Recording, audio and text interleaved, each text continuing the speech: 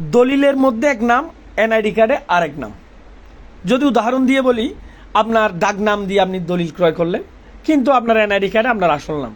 এখন দুই নাম হয়ে যাওয়ার কারণে আপনি নামজারি করতেও পারতেছেন না, বা আপনার খাজনা পরিশোধ করতে পারতেছেন না, বা আপনার জমি জমা নিয়ে আপনি সমস্যায় পড়বেন, যে দলিলটা নিয়ে আপনি সমস্যায় পড়বেন, কারণ এই নামের ভুল থাকার কারণে।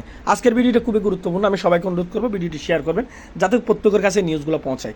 যদি আপনার এরূপ সমস্যা হয়, দলিল এক নাম, এনআইডি কার্ড আরেক নাম, তাহলে আপনার করণীয় কি? আপনার প্রথম কাজ হবে, আপনি যদি ইউনিয়ন পরিষদের বাসিন্দা হয়ে থাকেন, বা পৌরসভার বাসিন্দা হয়ে থাকেন, বা সিটি কর্পোরেশনের বাসিন্দা হয়ে থাকেন, তাহলে ইউনিয়ন পরিষদ হলে আপনার ইউনিয়ন পরিষদের মেম্বার, চেয়ারম্যানের কাছ থেকে বা কাউন্সিলরের কাছ থেকে গিয়ে একটা প্রত্যয়নপত্র নেবেন।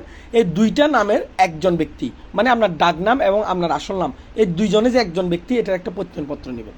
প্রত্যয়নপত্র নিয়ে আপনি একজন অ্যাডভোকেটের সাথে দেখা করবেন। অ্যাডভোকেটের শরণাপন্ন হয়ে আপনার সমস্যার কথা ওনাকে জানাবেন। জানিয়ে একটা নোটারি পাবলিক করে হলফনামা তৈরি করবেন। হলফনামা তৈরি করে একজন 5 ক্লাস ম্যাজিস্ট্রেটকে দিয়ে এই হলফনামা এবং নোটারি পাবলিকটি যখন আপনি সত্যায়িত করে নেবেন, এই সত্যায়িত নোটারি পাবলিকটা নিয়ে আপনি জমি জমার যে সমস্যার সম্মুখীন হচ্ছেন নামের সংক্রান্ত, এই সমস্যাটা সমাধান করতে পারবেন। ধন্যবাদ। আসসালামু আলাইকুম।